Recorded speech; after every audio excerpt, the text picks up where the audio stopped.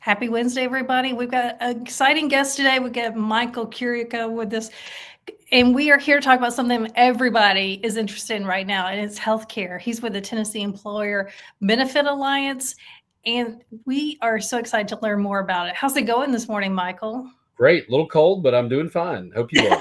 Yeah, we were just talking about the single digits out there. A little unusual for Tennessee. It is. It is. But hopefully it'll be spring soon. Yes, we're counting down the days. Tell us about you guys call yourselves TIBA, and we won't have to say the whole words out. Tell us a little bit about what exactly is that. Sure. Thanks for asking. TIBA was formed in 2021 by a group of large employers in Tennessee. So these are major employers across the state who self-fund their employee benefits. So a lot of people don't realize if you purchase individual health insurance, or maybe you work for a small employer, or maybe you have a handful of employees, you may buy insurance the same way you buy insurance for your house or your car. You go to an insurance company, or maybe use a broker, and you purchase a product, off the shelf, so to speak, that's an insurance plan. That's the way a lot of consumers think about health insurance. The way large companies think about health insurance is they don't do that at all. That there is no insurance company. They are their own insurance company. They use company dollars to provide a benefit to their employees. Now, it feels like a product you bought off the shelf, right? You may have a card in your pocket that says Blue Cross Blue Shield of Tennessee, or Cigna, or Aetna, and so forth. That's because those carriers administer the plan. So they pay the claims, they provide the billing, that sort of thing. But the plan itself is all funded through company dollars. So you can imagine that's a pretty interesting game to be playing. You got to have enough employees, you got to have enough dollars going through the plan in order for that to make sense. But those employers, major employers across Tennessee, for example, some of our members, McKee Foods, they make Little Debbie cakes. Everybody's familiar with those. I know our kids gobble them up around Christmas time. They eat those Christmas trees. Oh yeah, I gotta have those. Yeah, exactly. So they're a major employer, not only in Tennessee. They're based in Tennessee, but they have employees all across the country.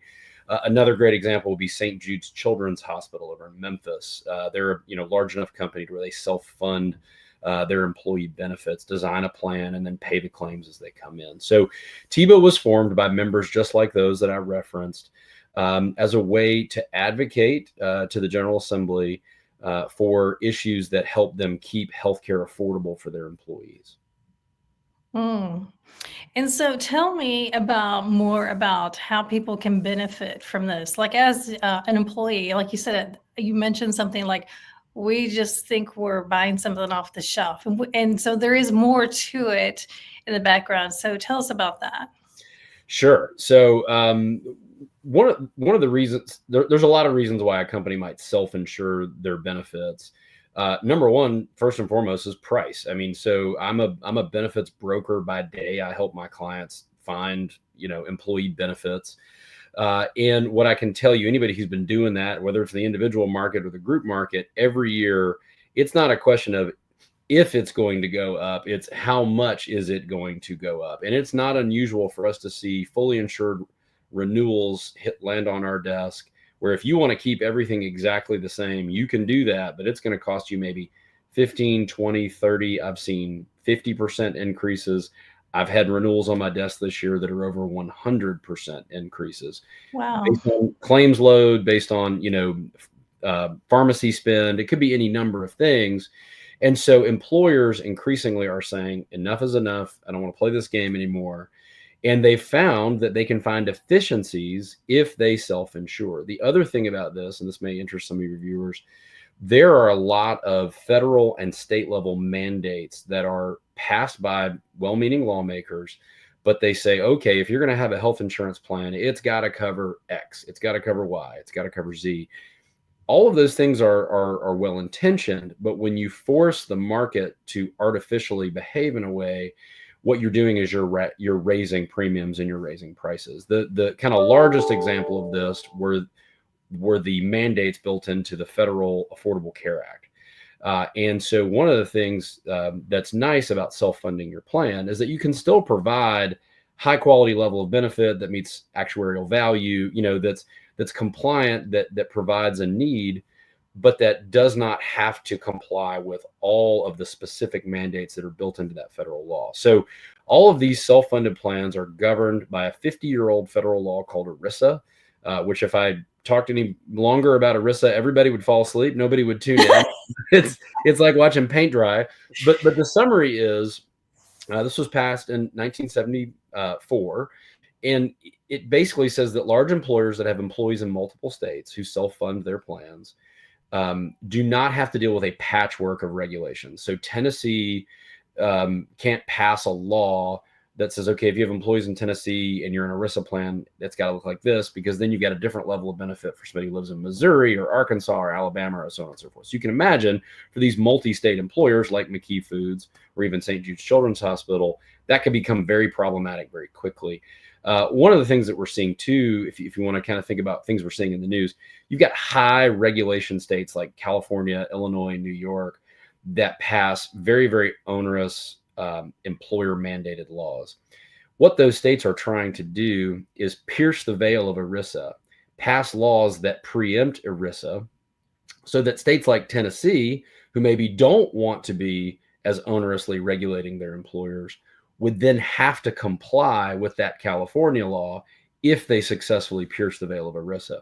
So TIBA really formed in the wake of a rash of ERISA preemptions across the country and some attempts, believe it or not, here in Tennessee to preempt ERISA, to say, hey, Tennessee gets to play by the rules we want to play by. We don't have to implement rules that are put in places like California, New York and others. That's the whole point of ERISA. And so that's why these particular employers would have banded together to say, hey, look, we like federal law just the way it is, and we want to make sure that we can keep a standard level of benefit for all of our employees, regardless of where they're located.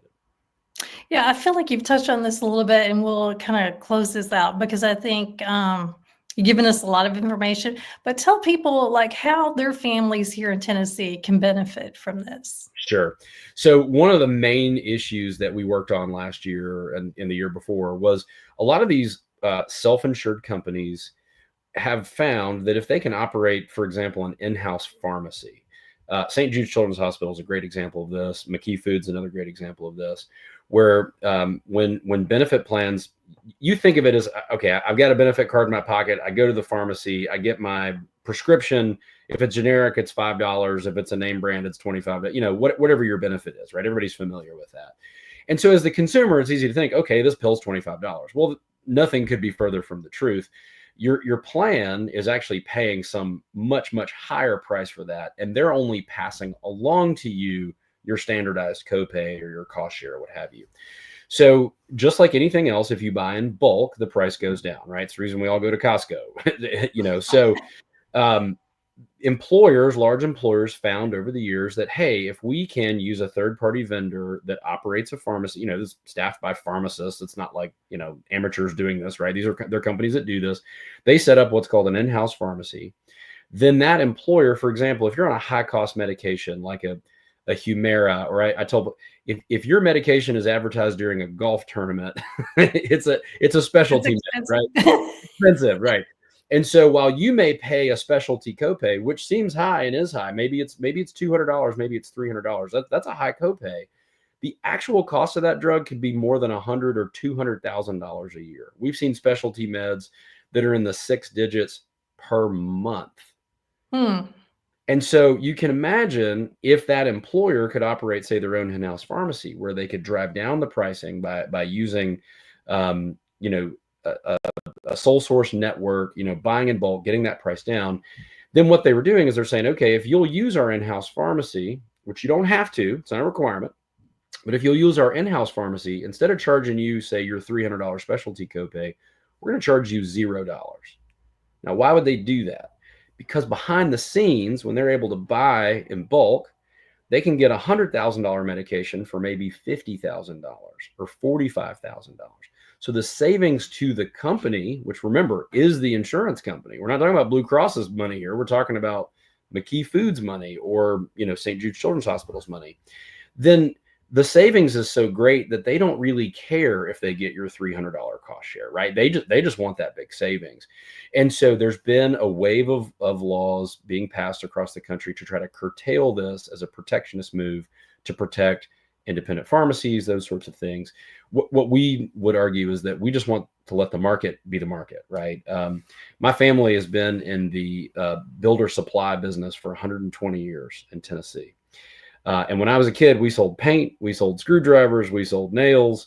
We had consumers coming in there buying those everyday goods. We don't sell that stuff anymore because Home Depot and Lowe's does a great job of undercutting us, right? We sell lumber to builders. Um, in the same way, the state of Tennessee didn't step in to protect my ability to sell paint, right? We're just out of that business now. And so what we would say is we don't need these protectionist laws. We need the market to function properly. And that keeps healthcare affordable and low cost for Tennesseans. Because don't forget, when you increase the cost to the plan, they have no choice but to pass it on to their employees at some point. I mean, they can't absorb all of it. So either Right. premiums are going to go up or cost shares are going to go up. Mhm. Wow, that's a lot to think about. It obviously healthcare affects everyone. It Whether does. you may not have an illness now, you could in the future, or things come up all the time. So this is really interesting topic. There's a place where you can find out more, and if you want to be involved, you can do that as well. Tell us about that. Yes. So we have a website. It's tneba.com. tneba.com stands for Tennessee Employer Benefit Alliance.com.